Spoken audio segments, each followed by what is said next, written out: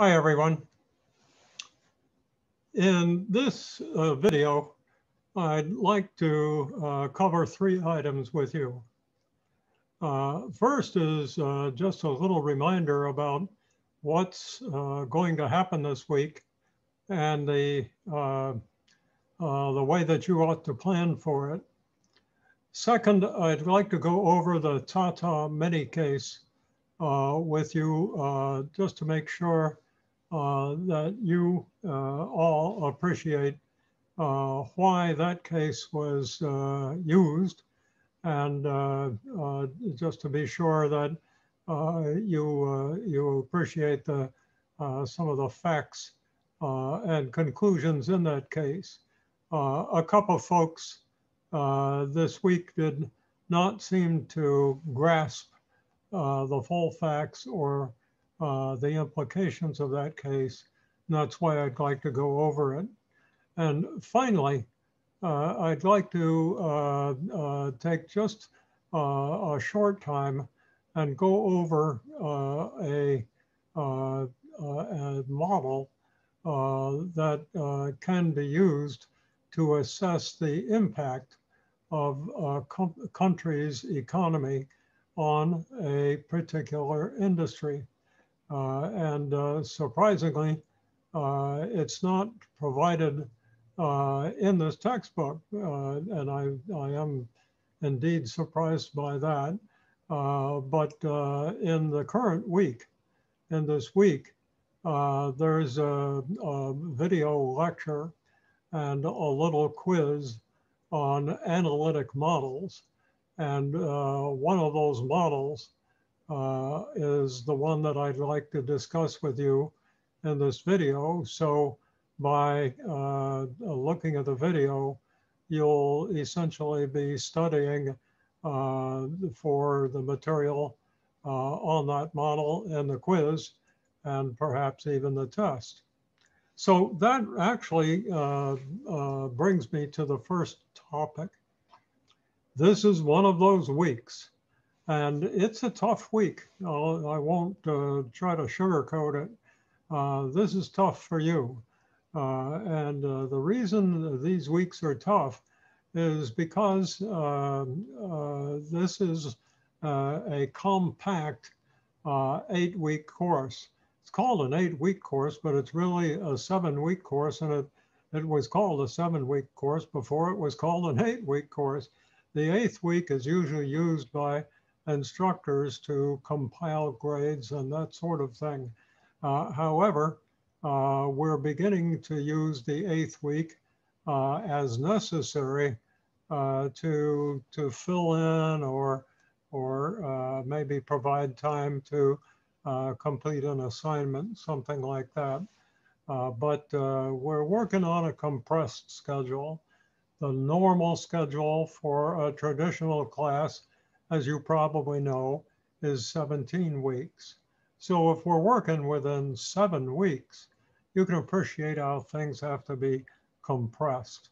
That's tough on you, but you made the choice that you wanted to get the course over with. You wanted to take it in a short period of time, and the university has provided that opportunity to you.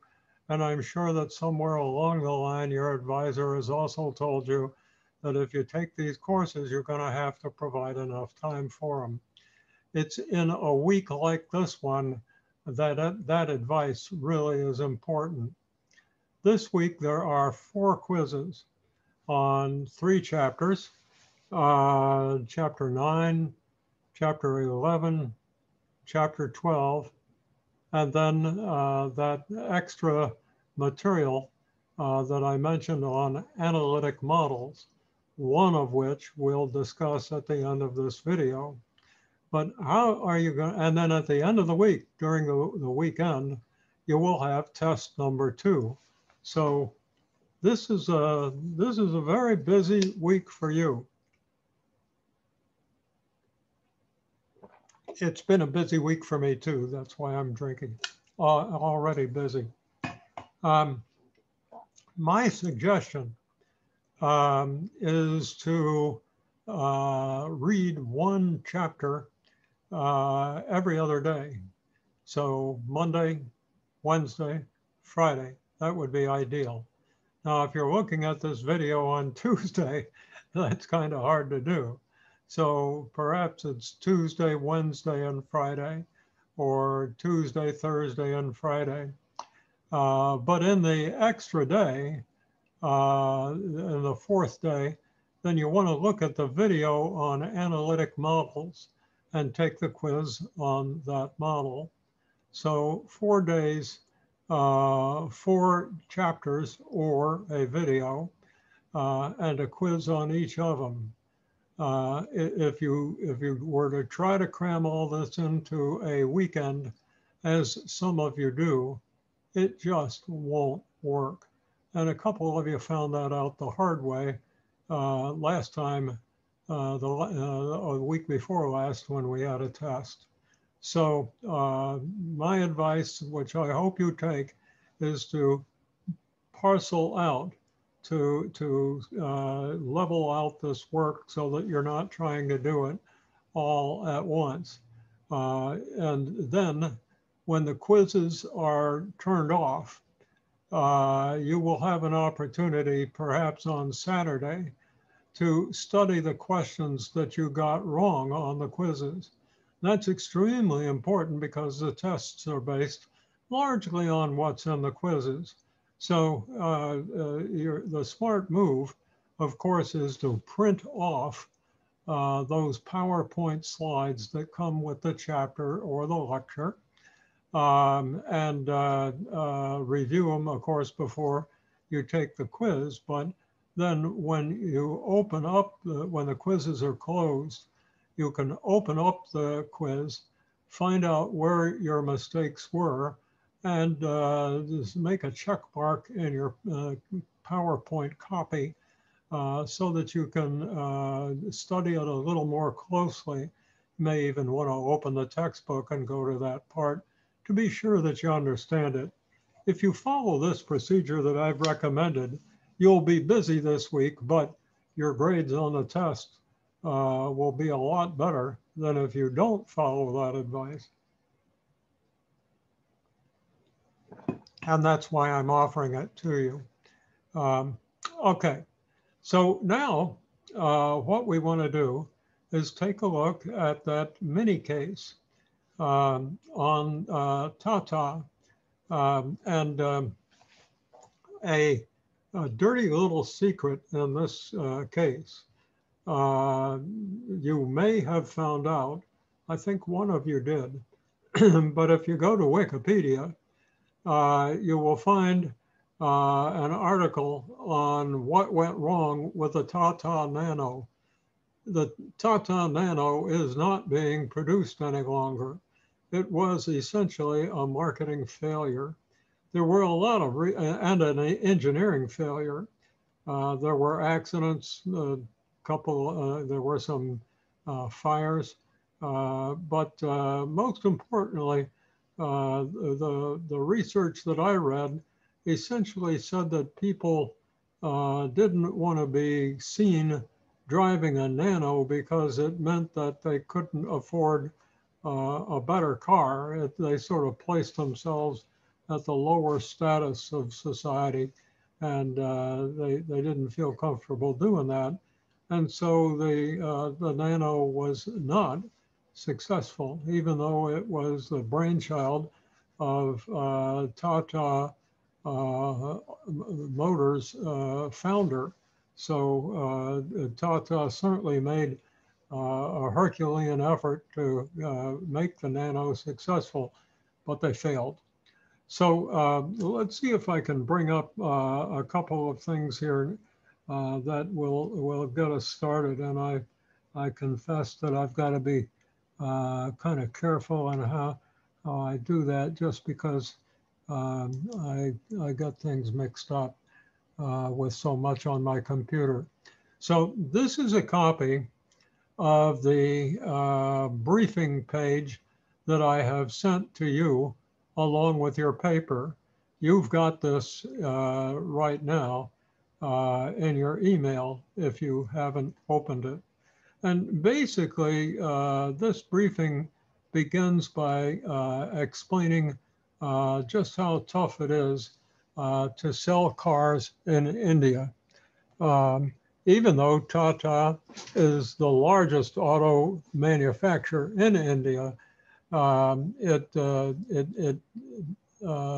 gains the vast majority of its sales in other countries.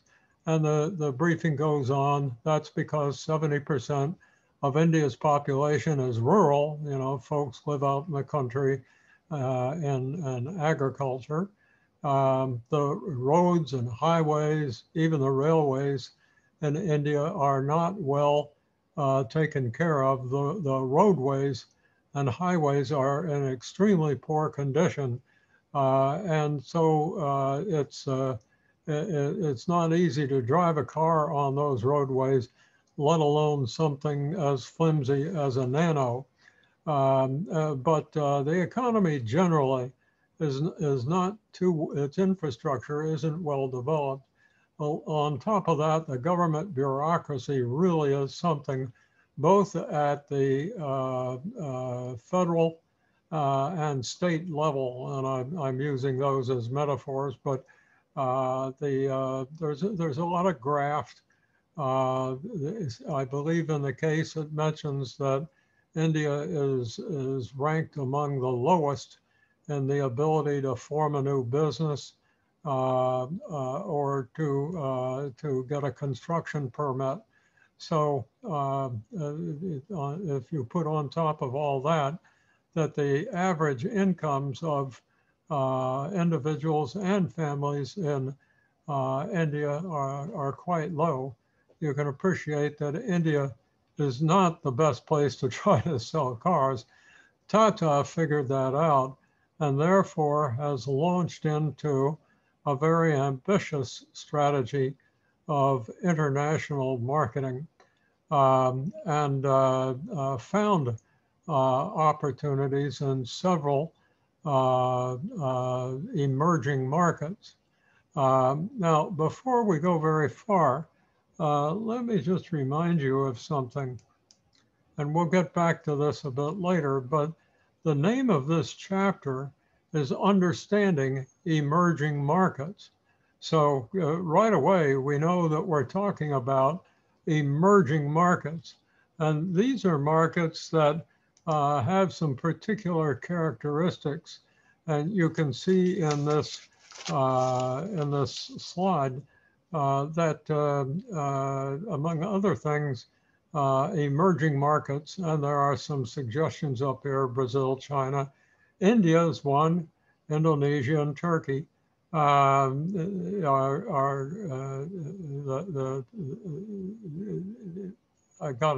going to have to get my words right here.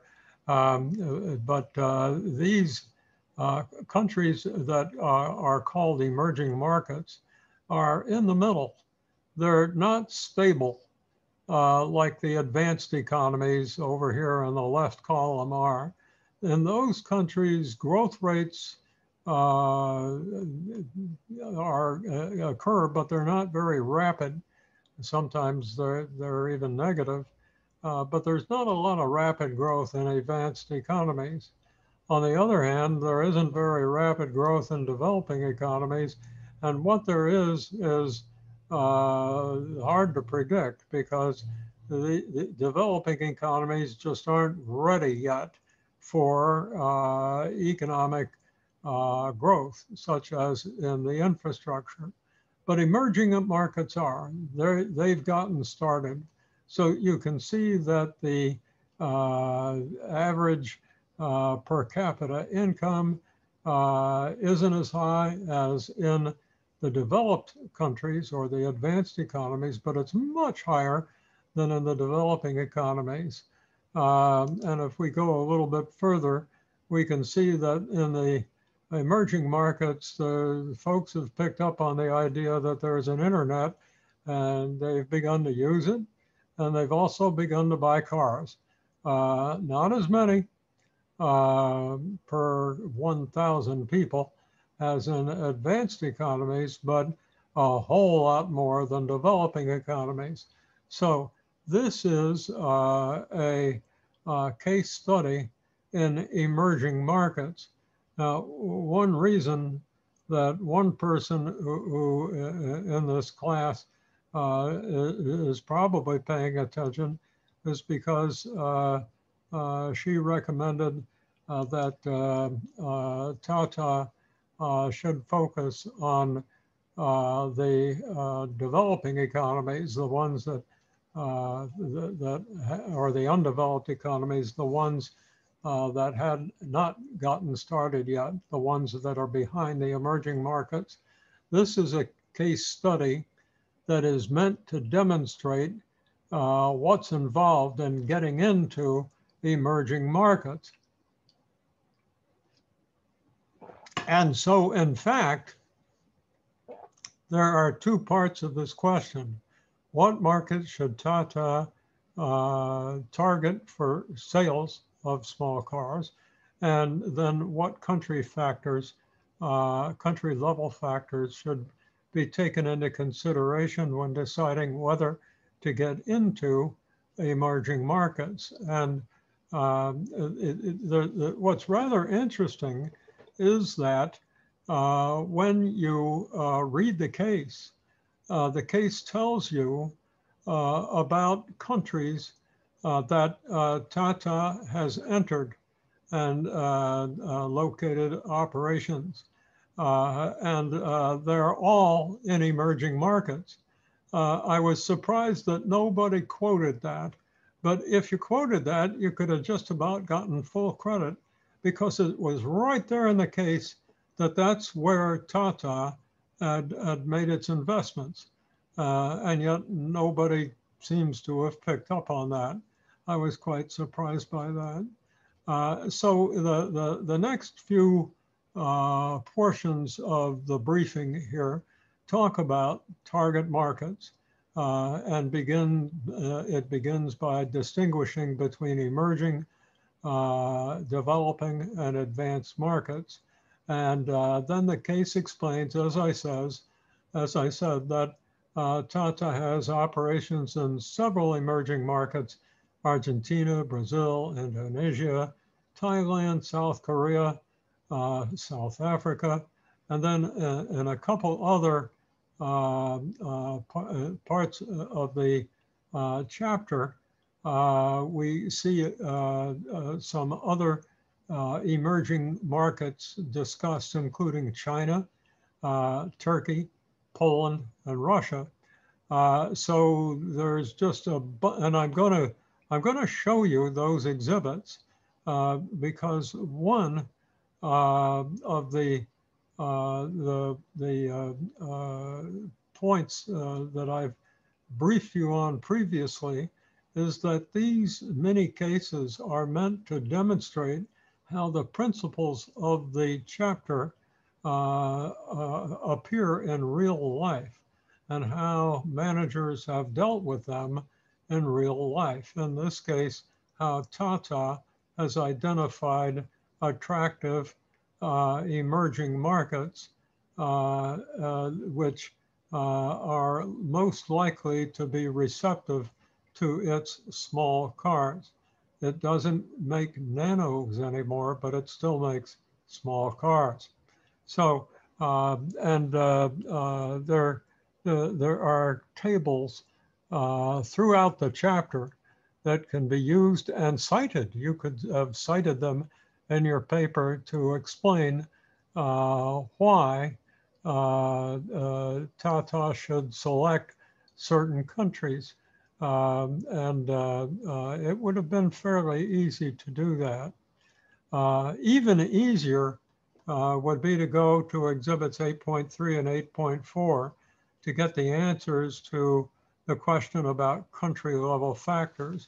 And in fact, it's because of these country level factors that although India is an emerging market, India is not an attractive one for selling cars because of those difficulties that I mentioned earlier. Vietnam is another emerging market, but it's not quite ready for aggressive sales of cars. Does this mean that there are, pardon me, I drunk my tea the wrong way.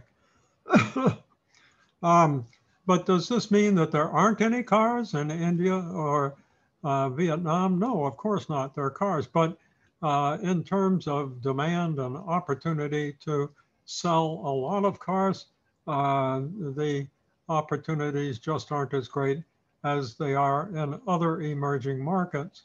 And later on in this video, I'll be talking about Porter's National Diamond, which is a great model to identify markets, countries that are very receptive and conducive to growth and prosperity of particular industries. So some countries have factor conditions, demand conditions, a level of rivalry that is modest but not intense, not too intense, and a collection of related and supportive industries that makes the country just right for a particular industry. And many of the emerging markets can be judged pretty well on this basis insofar as opportunities to do business in the automotive industry are concerned. I'm going to leave this because we're going to get to it later. Okay. Yeah, another thing that I provided you, if I can get it to, sometimes the cursor on my computer isn't cooperative. I copied the article from Wikipedia on the Tata Nano, just because it seemed to really cover everything, including the difficulty of locating a manufacturing location in an agricultural region, but Tata'S decision to go elsewhere, even though it had invested quite a lot in the project already.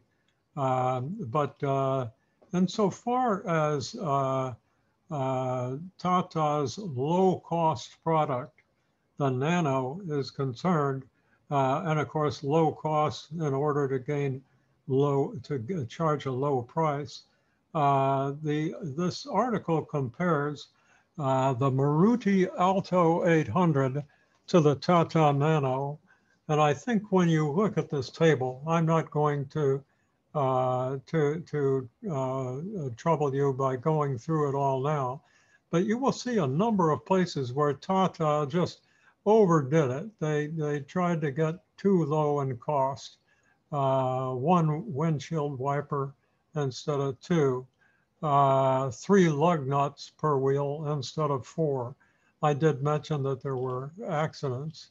And so after its difficulties, Tata attempted to sort of spruce up the Tata Nano with the Gen X, but that didn't work too well either. There have been some fires, and the market just wasn't very receptive to this product. There were some crashes, but here's the track record of Tata Nano sales. And you can see that it started out with about 70,000. Notice, by the way, I put in bold, at the time of launch, Tata was planning to produce 250,000 of these cars a year, but their very best was just under 75,000, and that was in the 3rd year. After that, results really took a nosedive, and by 2018, they only produced 275 cars, and the decision was made to pull the plug and stop making this car. So there are a couple of takeaways here, and I don't know whether you've thought of it, but your textbook was produced in 2018. And frankly, I think the authors of this textbook blew it. They just didn't do their homework, because if they did, they still might have wanted to use this case because it's a good one, but it would have been a good idea to get into some of the pitfalls of attempting to produce a product at a very low cost. And by trying to be the lowest priced product on the market, Tata just went overboard, and the result is history. Okay, so now, just before we wrap up this part, I want to get back to the chapter, and we left off by simply discussing the characteristics of emerging markets, but you might remember that I have encouraged you several times to use the textbook to get your answers for these mini cases, because the mini cases are intended to demonstrate principles in the chapter. And so just like last week, we can do the same thing this past week. So I'll move down here. And in the briefing page that I just showed you, I identified the exhibit numbers. They're not in these slides. So you'll have to go find that out if you want to know. But characteristics of country groups and emerging markets, manufacturing is beginning to get going. See, once we're into advanced economies, we're moving more intensively into services, and in developing economies, it's more a matter of agriculture and raw materials. And of course, that's the condition that India is in. So India is counted as an emerging market, but it's got characteristics of developing economies. When we look at country risk, got to be careful about that. And there's a portion of the textbook that deals with it. And the infrastructure of emerging markets is developing, it's improving, as opposed to being well developed in advanced economies and inadequate in developing economies. And here again, we can see that India doesn't quite measure up. Okay, so let's see, that's 15. I want to go to 17, whoops. And here are some of the challenges, or challengers, I guess, in emerging markets. But these are the emerging markets, so, or many of the emerging markets. And so if you simply took the trouble to look at these exhibits, you would see here a nice, neat list of emerging markets. And the first question, first part of this question is, what target markets, meaning what target countries, should Tata be aiming at? And you will find that Tata is in all of these emerging markets. Remember the portion of the case that mentioned where Tata had located operations. That's why I thought that this was sort of a piece of cake, because the answers were actually given to you in the case. But if you flip through the slides, there they are again.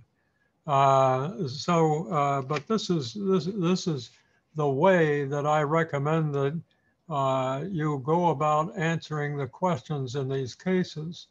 Now, here is a further illustration of a list of countries that are emerging markets, as well as the United States, which is not an emerging market. But outside the US, you can see the per capita GDP and then the per capita GDP when purchasing power parity is applied.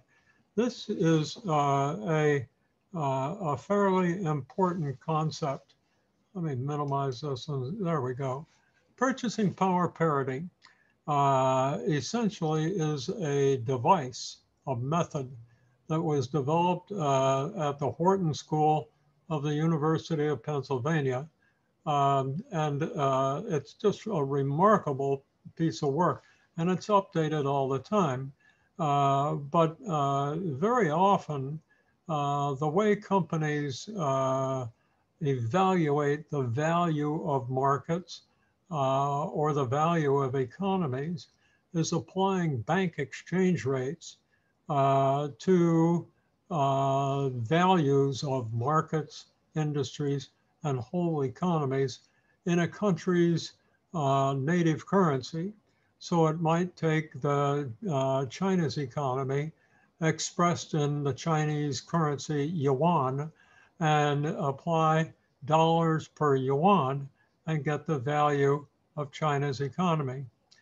But that would not tell the truth. And it's especially untruthful when we get into other countries like India.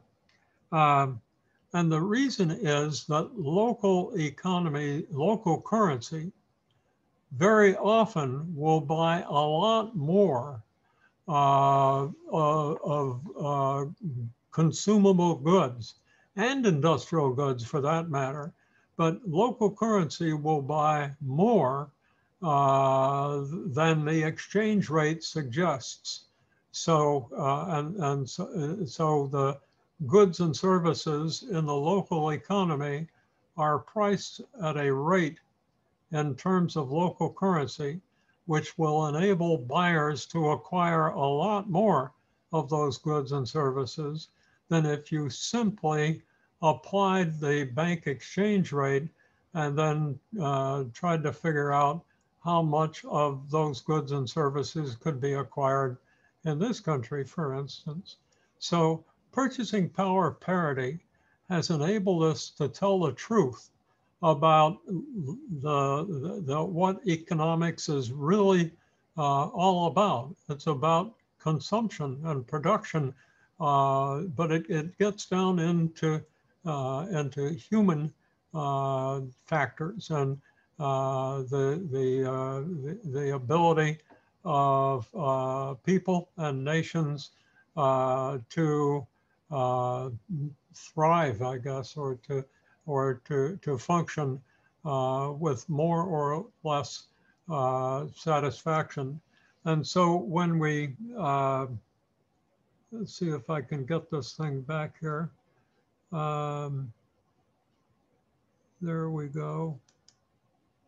So when we convert to purchasing power parity, you can see that Brazil's standards of living, if you will, based on what people can buy, is about 50% more than when you use bank exchange rates. In China's case, it's about twice as much. In India's case, it's about 4 times as much, but still comparatively quite low. And so we can go down the list. You can see that South Korea is almost to the point where it's ready to move up into the developed or advanced nations. Not quite, because purchasing power parity adds a third to the value of South Korea's economy.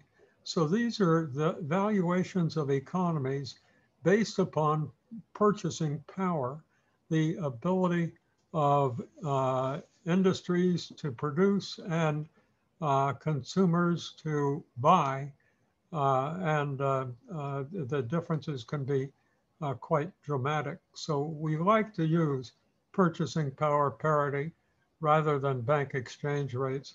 Sadly, not a whole, there are still a lot of people that don't understand that purchasing power parity is the preferred way to discuss the value of economies. Okay, so finally, this is the last exhibit in your chapter that you might have picked up on.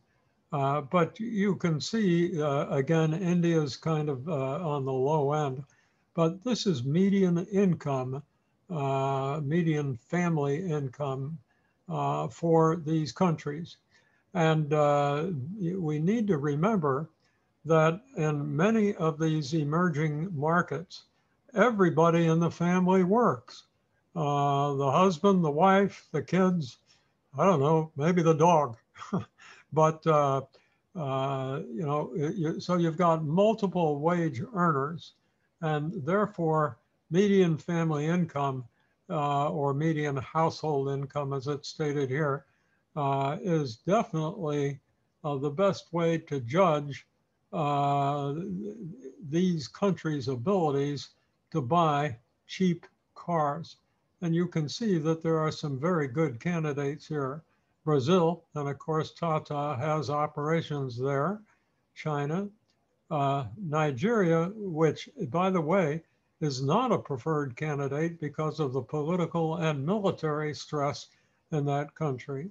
Russia, for sure, Thailand, and Turkey, which is a real fast mover these days. It's a very interesting country.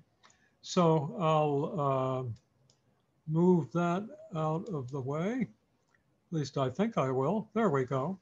And with those remarks, you should have a pretty good idea of what it is that I was looking for and the authors of your textbook were looking for when they asked the question about what markets, that is to say, what country markets Tata should be focusing on. And again, the funny part in this case was that the authors actually told you which markets Tata had focused on in the body in the text of the case. So that was kind of unusual. Okay, let me now move to the very last item I want to discuss with you, and that's Porter's National Diamond. Porter's National Diamond is a wonderful model developed by Michael Porter. The story goes, and I don't know if this is true, but this is a story that, as I understand it, by the time Porter developed this model, he was already pretty famous for the 5 forces and various other models that he had developed in competitive strategy, least cost, differentiation, and so forth. Based on his reputation, the Canadian government called him and said, look, here we are up on America's northern border, but basically our economy just responds to America's. What can we do to gain competitive advantage and form an industrial and economic development strategy that will give us competitive advantage? And Porter's answer was, well, I don't know, but I'll go study the problem and find out. And with that, he went around the world trying to figure out a whole lot of things, including the answer to that question. And he wrote a rather large book to report his findings. And he's also published papers describing the national diamond. And in very basic terms, here it is. And according to Porter, there are 4 driving forces that determine the extent to which a country's economy supports a particular industry. So in the case of Tata, we could ask, are there adequate factor conditions? And there certainly is lots of low-cost labor. Tata acquired a company called Chorus, and added it to its steelmaking division and became one of the largest steel producers in the world. So it took care of that variable by becoming independent and able to supply itself. Of course, there are lots of other factor conditions in an economy, including the roadways, transportation devices, electric power, energy, and so forth, adequate capital. So, factor conditions, the classic factors of production. Second are demand conditions. Is there a particular demand for this particular product? And in one case that was studied by Porter, the demand conditions for cellular phones in Scandinavia was studied. And it's kind of hard to string landlines between countries in Scandinavia because cities are so far apart and they are so heavily forested. So this was the time when cellular telephones were just beginning to emerge. And there was a cellular telephone company in Finland called Nokia, and another in Sweden, and I can't remember it. I often forget it. It slips my mind. But there were the two of them, and so there was a demand for communication, not only locally but between countries, and that created the impetus for lots of development of cellular telephones. And until the Amazon cellular telephones emerged, Nokia was the #1 cellular telephone service provider. Because after those companies got good in Scandinavia, they were able to take the capabilities that they developed and apply them around the world. And so again, Porter's National Diamond is showing us how a country, or in this case, a region, can provide a company with the capabilities to enjoy competitive advantage in international markets. The third item is related and supporting industries. By that, we mean all those industries that go into the support of an industry. You can imagine some of them, in the auto industry, they might be tire manufacturers. Today, electronics, integrated circuit suppliers are big items in the automotive bills of materials and so forth, engineering, automotive services, and so forth. But in many industries, it's not a question of just one industry, but a cluster of industries that engages in reciprocal reinforcement. These industries aid one another. People go back and forth between companies in different industries. The different industries in a region learn from each other just because they're so close. And finally, what Porter called back when he wrote this article, strategy, structure, and rivalry. But rivalry turns out to be the key item. To the extent that rivalry is not very high, there's not a lot of stimulus to raise the level or the state of the art. But you remember when we were talking about demand conditions in Sweden and Nokia, and later on the rest of Scandinavia, that created a modest rivalry. The companies were in different countries, so it wasn't cutthroat, but there was rivalry to develop superior technology. Now, that helps to build the state of the art until rivalry gets stronger than moderate. When rivalry becomes intense, what happens, as it has in mature markets, the result is more focus on the short term, cutting costs, lowering prices, more aggressive, if not cutthroat, marketing tactics. And when that happens, there is less of a budget and less emphasis on long-term development of technology. That doesn't say that the development of technology doesn't continue on, but it's more difficult for companies in the industry to do that. So far,